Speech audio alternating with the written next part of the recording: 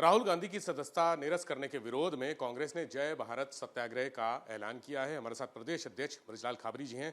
Sir, इस अभियान की रूपरेखा क्या होगी, कब से शुरू होगा?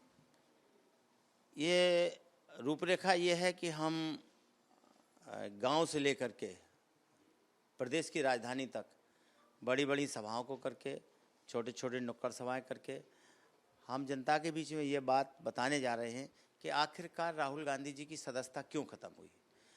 ऐसा कौन सा उन्होंने वो गुनाह किया था कि सदस्यता तक ख़त्म कर दी। गुनाह उनका एक ही था ना, अडानी का और मोदी का रिश्ता क्या है, यही पूछा ना सदन में। अडानी का मोदी का रिश्ता क्या है ये पूछा, कब से है ये पूछा। 20,000 करोड़ रुपया जो उनके खाते में पड़ा है अडानी जी के में, तो वो बताए सरकार कि किसका है। अगर मोदी जी का है तो मोदी जी बता दें कि हमारा है, अडानी जी के पास आया तो वो जवाब दें कि ये पैसा किसका है। 2 क्वेश्चन हुए। तीसरा क्वेश्चन उन्होंने ये पूछा था कि आखिरकार जो पब्लिक का पैसा है, जो पब्लिक का पैसा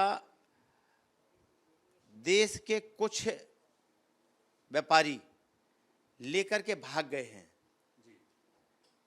उनका पैसा कैसे वापस आएगा। जो पीएफ होता है, एक कर्मचारी पूरे 60 साल नौकरी करता है और उसका पीएफ जो बचता है वो अपने बुढ़ापे का सहारा होता है, उससे भी निकाल करके अपने मित्रगणों को दे दिया। ये किससे पूछ के दिया। इस तरीके के कई सवाल उनके थे। उन सवालों को जब पूछा गया सदन के अंदर तो सरकार घिरती नजर आई। जनता ने उसको घेरने का काम शुरू किया, हाउस में घिरती नजर आई। तो अब इन्होंने एक युक्ति निकाली और युक्ति निकालने का एक तरीका, पुराना जो मामला पड़ा था उसको आनन फानन रेस करके एक जजमेंट आता है और उस जजमेंट के में ये आता है कि राहुल गांधी जी की 2 साल की सज़ा मुकर्रर की जाती है। ठीक है, कोर्ट का आदेश है, कोर्ट के आदेश का सम्मान करते हैं, लेकिन ऐसा कौन सा नया वो आ गया है। ऐप की उन्होंने जजमेंट दिया 23 तारीख को और जजमेंट आपका है गुजराती में। गुजराती से अभी ट्रांसलेट होते होते उसको 2 दिन लगेंगे, अंग्रेजी में आते आते, और वो आदेश तुरंत आता है पार्लियामेंट में और चुनाव आयोग के पास पहुंच जाता है। कितने टाइम में? 24 घंटे के अंदर अंदर। और 24 घंटे के अंदर उनकी सदस्यता भी समाप्त हो जाती है। तो इसके पीछे की क्या क्रिमिनोलॉजी को हम लोग नहीं समझते, देश का आम आदमी समझता है। इसमें कहीं ना कहीं सरकार की हेराफेरी और सरकार का दबाव है। जब सरकार ही सब कुछ कर रही है तो हम क्यों ना सड़क पे आकर के सरकार के खिलाफ लड़ाई लड़ें। राहुल जी की सदस्यता अपनी अलग बात है, लेकिन राहुल जी के साथ जो हुआ है वो 47 से लेकर आज तक किसी भी सरकार में किसी भी सदस्य के साथ ऐसा नहीं हुआ कि 24 घंटे के अंदर जजमेंट हो, सदस्यता खत्म हो।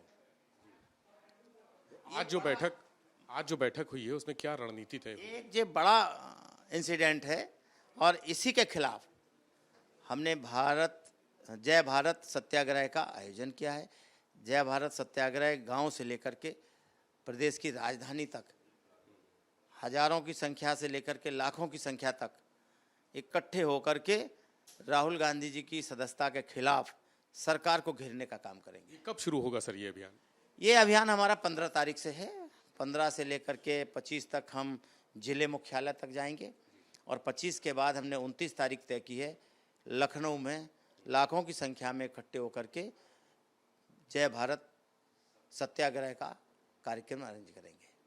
तो इस कार्यक्रम को तो भारतीय जनता पार्टी ने, जो राहुल गांधी की बोल थे, जो उन्होंने बयान दिया था, उसको तो भारतीय जनता पार्टी ने ओबीसी विरोधी बता दिया है। तो अब इस संकट से कैसे जूझेंगे? ओबीसी का एडवांटेज लेना चाहती है भाजपा? नहीं, किस बात को लेके हमने, कांग्रेस ने ओबीसी के लिए ऐसा क्या गुनाह किया, कौन सी बात ऐसी खराब? हाँ, एक बात जरूर वो प्रचारित कर रहे हैं। जब राहुल जी ने कहा नीरव मोदी, जितने भी मोदी हैं उनके सबके नाम लेकर के कहा कि ये मोदी ही क्यों देश का पैसा लेके भागे हैं, तो हमें ये बताएं कि इसमें मोदी शब्द क्या किसी ओबीसी के व्यक्ति का नाम है? जो भी मोदी नाम सरनेम के लोग हैं वो कोई भी एक आदमी हो जो ओबीसी हो, जिससे वो कह रहे हैं कि नहीं कांग्रेस के नेताओं ने ओबीसी का अपमान किया है। एक नाम बता दें कौन सा नाम है जो ओबीसी का व्यक्ति हो। मोदी अगर ओबीसी में आता तो मोदी तो कोई जाति नहीं है। मोदी सरनेम है, कोई भी लिख सकता है। जो छोटी छोटी दुकानें गांव में रखी होती हैं, बच्चे चिल्लाने लगते चलो मोदी की दुकान में चल रहे हैं, तो मोदी सरनेम नहीं है, जाति नहीं है। तो ये जो भाजपा का प्रोपेगेंडा है, ओबीसी को अपमानित कर रही है कांग्रेस, ओबीसी को अपमानित कर रही है कांग्रेस, ये झूठा सगुफा है। कोई एक झूठ थोड़ी है। 14 से लेके आज तक पूरा देश झूठ ही तो ढो रहा है भारतीय जनता पार्टी का। 15 लाख देंगे, ये भी झूठ निकला। 2 करोड़ रोजगार देंगे, ये भी झूठ निकला। हर घर में पानी पिलाएंगे, स्वच्छ पानी। अभी एक दिन कह रहे थे क्या ना, 11 करोड़ को हमने नल और जल से जोड़ा है। अरे 11 करोड़ तो 11,000 बता दो तुम ना। लाइनें तो पड़ी हैं, सो तो बंदरबाट हो गया है। लेकिन जिन लाइनों में पानी तो एक बूंद टपकता नजर आए कहीं पे। जिस बुंदेलखंड से हम आते हैं, उस बुंदेलखंड में पानी की क्राइसिस रहती है, लेकिन किसी एक नल को दिखा दें वो जल थल योजना के तहत पुराने नल लगे हैं टंकियों से, वो अलग बात है। लेकिन उन्होंने हर एक छोटे छोटे गांव में खुद नाली बनवा करके पाइप डाल करके नल खड़ा कर दिया। वो पानी कब देगा, ये अभी उसकी अनिश्चितता है। तो झूठ के अलावा इनके पास कुछ है कहाँ। 14 से लेके आज तक देश जो है झूठी तो ढो रहा है। एक झूठ ये भी थी।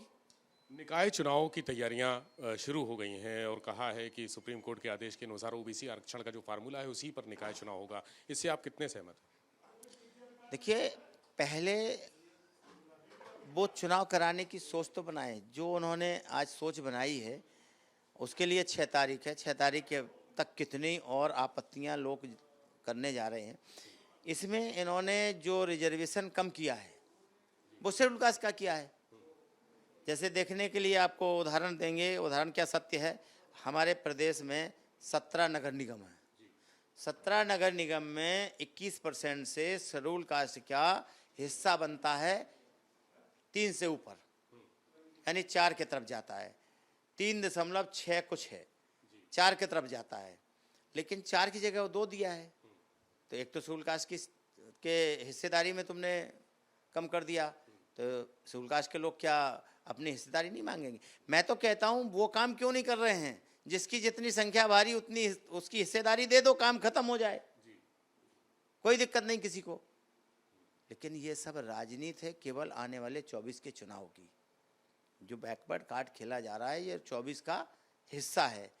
स्वागत करते हैं हम तो, कह रहे ठीक है बैकवर्ड को जो दिया है और ज़्यादा दें, शेड्यूल कास्ट का काटा गया उसको पूरा कर दें, इसके बाद चुनाव करा दें, हम स्वागत करते हैं। तो आप आरक्षण के फार्मूले से सहमत नहीं हैं? नहीं, सहमत तो इसलिए नहीं है कि हिस्सेदारी इसमें शेड्यूल कास्ट की काटी गई है। किसको क्या दिया गया हमें इससे कोई लेना देना नहीं।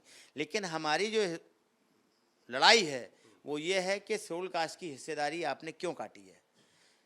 अगर इन ऑल टोटल हम करते हैं, नगर पंचायत, नगर पालिका, महापालिकाओं का सब मिला के करते हैं, तो इनको देना है हमको 21%, लेकिन उन्होंने दिया है 14 पॉइंट कुछ। तो इसका क्या विरोध करेंगे आप लोग? बिल्कुल करेंगे। कहाँ करें? जहां उचित प्लेटफॉर्म होगा। बहुत सारी याचिकाएं जा रही हैं।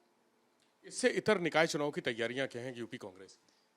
देखिए, चुनाव होते हैं, हमारी तैयारी पहले भी थी, आज भी है, और कल चुनाव कराएंगे, कल की तैयारी है। क्योंकि देखा गया पिछले निकाय चुनाव में कांग्रेस एक मजबूत पार्टी बनके उभरी थी और सपा से बेहतर प्रदर्शन किया था, जो मुख्य विपक्षी दल है विधानसभा में। निकाय चुनाव में सपा से बेहतर प्रदर्शन कांग्रेस ने किया था। अब की बार क्या लक्ष्य है? उससे कहीं दोगुना अच्छे प्रदर्शन में आएंगे हम।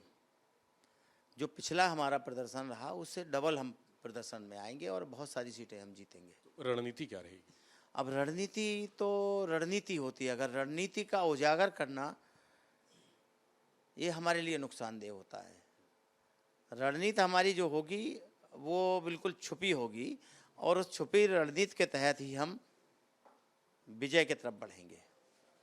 बहुत शुक्रिया। ब्रजलाल खाबरी जी हमारे साथ थे, जिन्होंने कहा कि पिछली बार से बेहतर प्रदर्शन होगा और रणनीति छिपी हुई होगी। पिछली बार जो प्रदर्शन किया था उससे ज्यादा सीटें हासिल करेंगे, लेकिन रणनीति का खुलासा नहीं करेंगे। कैमरा सहयोगी प्रमोद के साथ विवेक त्रिपाठी, एबीपी गंगा, लखनऊ।